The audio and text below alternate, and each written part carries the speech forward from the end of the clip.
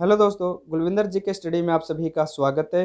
दोस्तों, आज के इस क्लास में हमने सामान्य विज्ञान से जुड़े हुए बहुत ही महत्वपूर्ण प्रश्न और उसके उत्तर हम आपके लिए लाए हैं, जो आपके परीक्षाओं के लिए बहुत ज़रूरी है। हमने इस वीडियो में दोस्तों 30 बहुत ही महत्वपूर्ण सामान्य विज्ञान के प्रश्न आपके लिए लाए हैं, जो आपके परीक्षाओं के लिए बहुत ज़रूरी है। तो दोस्तों, वीडियो को बिल्कुल भी अधूरा है या फिर स्किप करके मत देखना, नहीं तो दोस्तों आप बहुत ही इंपॉर्टेंट नॉलेज आप मिस कर जाओगे। और हाँ दोस्तों, अगर आप में से भी कोई SSC, railway, banking, army, police या फिर किसी भी तरीके के कंपटीशन एग्जाम की यदि आप तैयारी कर रहे हैं, तो फिर हमारे चैनल गुलविंदर जी के स्टडी को अभी सब्सक्राइब कर ले, क्योंकि परीक्षाओं में पूछे जाने वाले महत्वपूर्ण जीके, जीएस और करंट अफेयर से जुड़े हुए प्रश्नों की वीडियो हम डेली आपके लिए लाते रहते हैं। तो आइए दोस्तों, आज के क्लास के पहले प्रश्न की तरफ बढ़ते हैं।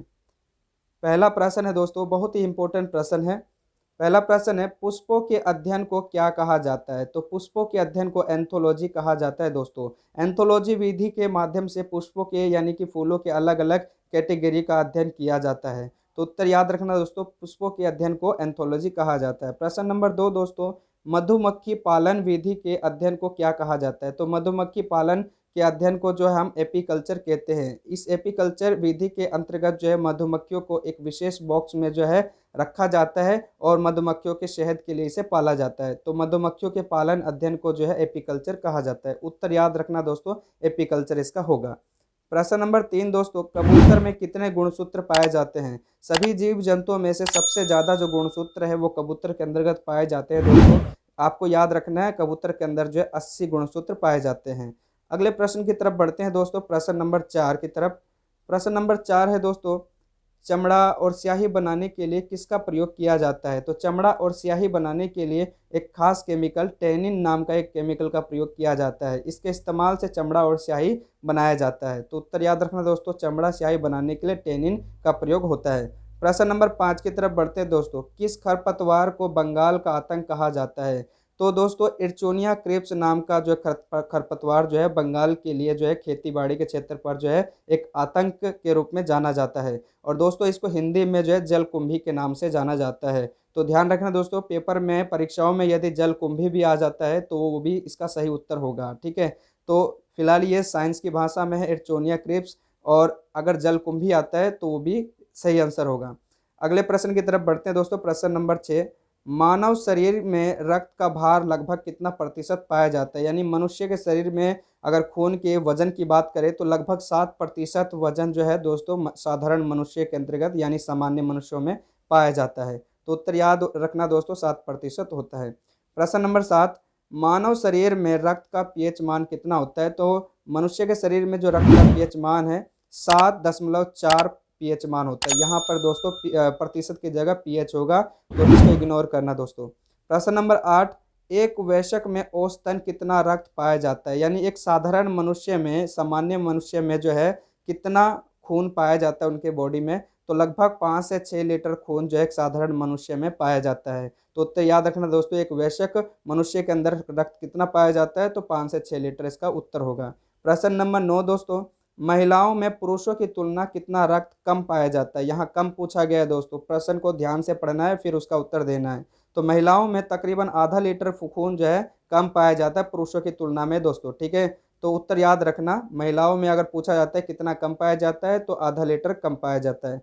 प्रश्न नंबर 10 की तरफ बढ़ते हैं दोस्तों। प्रश्न नंबर 10 है, आरबीसी का जीवन काल कितना होता है? यानी कि रेड ब्लड सेल्स का जो जीवन काल है 20 से 120 दिन जो है होता है दोस्तों, और इसकी मृत्यु प्लेहा में होती है। तो उत्तर याद रखना दोस्तों, इसका आरबीसी का जो जीवन काल है 20 से लेकर 120 दिन के बीच होता है। और दोस्तों, इससे भी इम्पोर्टेंट क्वेश्चन आरबीसी से पूछा जाता है कि आरबीसी की मृत्यु कहाँ होती है? तो याद रखना, प्लीहा में होता है, प्लीहा। ठीक है दोस्तों, अगला प्रश्न है दोस्तों, 11वां प्रश्न है, डब्ल्यूबीसी का जीवन काल कितना होता है? तो डब्ल्यूबीसी का जो जीवन काल है, जिसे हम वाइट ब्लड सेल्स कहते हैं, इसका जो जीवन काल है 2 से 4 दिन ही होता है। ठीक है, तो दोस्तों ये जो है डब्ल्यूबीसी का जीवन काल होता है। प्रश्न नंबर 12, रक्त समूह की खोज किसने की थी? यानी कि ब्लड ग्रुप की खोज किसने किया था? बहुत ही इंपॉर्टेंट प्रश्न है। तो इसकी जो खोज है ब्लड ग्रुप की, कार्ल लैंडस्टीनर नाम का जो है वैज्ञानिक ने किया था। और सन अगर पूछा जाए दोस्तों तो सन 1900 हो जाएगा।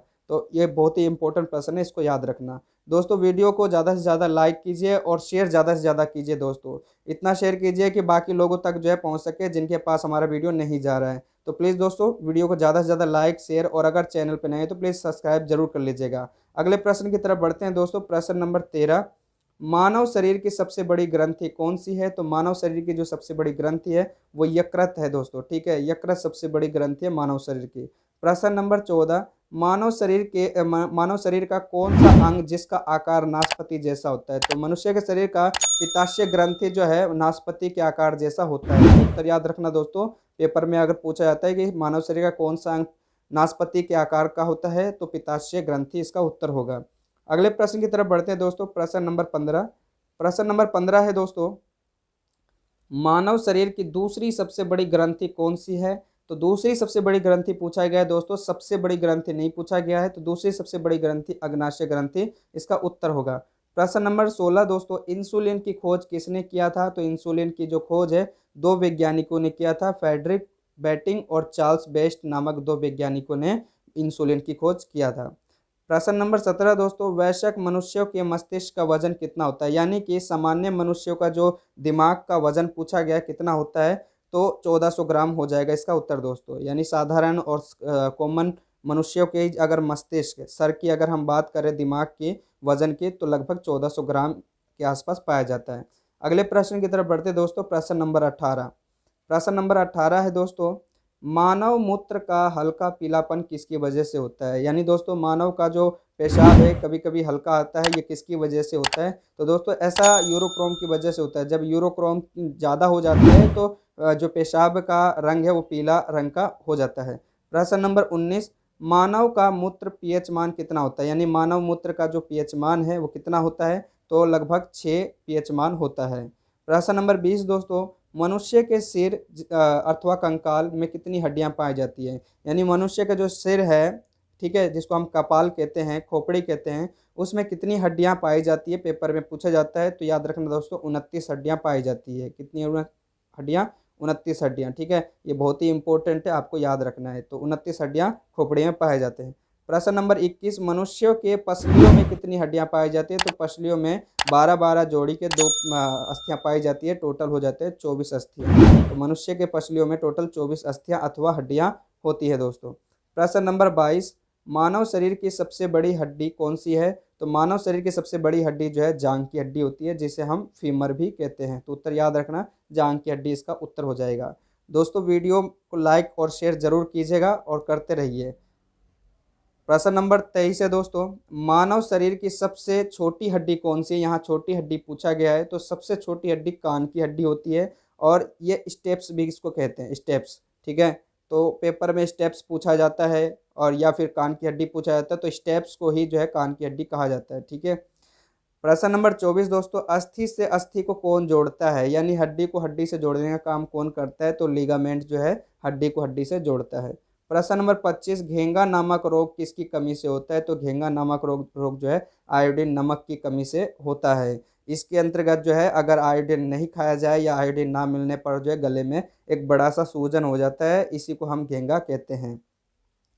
अगले प्रश्न की तरफ बढ़ते हैं दोस्तों। प्रश्न नंबर 26, प्रश्न नंबर 26 है, मानव शरीर के किस ग्रंथि को मास्टर ग्रंथि कहा जाता है? तो मानव शरीर के पीयूष ग्रंथि को मास्टर ग्रंथि कहा जाता है। पीयूष ग्रंथि दिमाग में होता है दोस्तों, यानी कि सर में होता है, और ये 9 प्रकार के हार्मोन्स जो है रिलीज करते हैं जो मनुष्य के शरीर की वृद्धि और विकास के लिए बहुत जरूरी होते हैं, इसलिए इसे पीयूष ग्रंथि को मास्टर ग्रंथि भी कहा जाता है।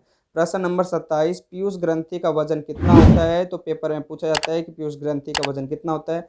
उत्तर याद रखना, लगभग 0.6 ग्राम के आसपास इसका वजन होता है। प्रश्न नंबर 28, किस विटामिन की कमी से रक्त का थक्का नहीं बनता है? तो दोस्तों विटामिन के की कमी से जो है रक्त का थक्का नहीं बनता है अथवा नहीं जमता है। अगले प्रश्न की तरफ बढ़ते हैं। प्रश्न नंबर 29, विटामिन बी की कमी से कौन सा रोग होता है? तो दोस्तों विटामिन बी की कमी से बेरी बेरी नाम का रोग हो जाता है। प्रश्न नंबर 30 दोस्तों, आज की क्लास का आखिरी प्रश्न है दोस्तों, पोलियो वैक्सीन की खोज किसने किया था? तो पोलियो वैक्सीन की खोज जो है प्रसिद्ध वैज्ञानिक जॉन ई सॉल्क ने जो है इसकी खोज किया था पोलियो की वैक्सीन का। तो उत्तर याद रखना दोस्तों, अगर पेपर में पूछा जाता है पोलियो वैक्सीन की खोज किसने किया था तो जॉन ई सॉल्क इसका उत्तर होगा। दोस्तों ये आज के क्लास के जो है 30 बहुत ही इंपॉर्टेंट सामान्य विज्ञान से जुड़े हुए जो है प्रश्न थे, जो आपकी परीक्षाओं में पूछे जाने की इनकी संभावनाएं बहुत ज़्यादा रहती है। आपको वीडियो कैसा लगा दोस्तों हमें कमेंट करके ज़रूर बताएं। और हाँ दोस्तों, अगर आप चैनल पे हमारे नए हैं तो प्लीज़ हमारे चैनल को सब्सक्राइब कर ले और बेल आइकन को ज़रूर ऑन कर ले, ताकि आने वाली इस तरह की इम्पोर्टेंट प्रश्नों की वीडियो आप तक पहुँच सके। दोस्तों आज के क्लास में आप लोगों के लिए प्रश्न है, आपको बताना है कि मनुष्य के शरीर का कौन सा अंग सबसे कठोर होता है। प्रश्न को दोबारा सुनिए दोस्तों, मनुष्य के शरीर का सबसे कठोर अंग कौन सा होता है। आप अपना जवाब हमारे कमेंट बॉक्स में जरूर दीजिए। मिलते हैं दोस्तों एक नई वीडियो के साथ, तब तक के लिए जय हिंद।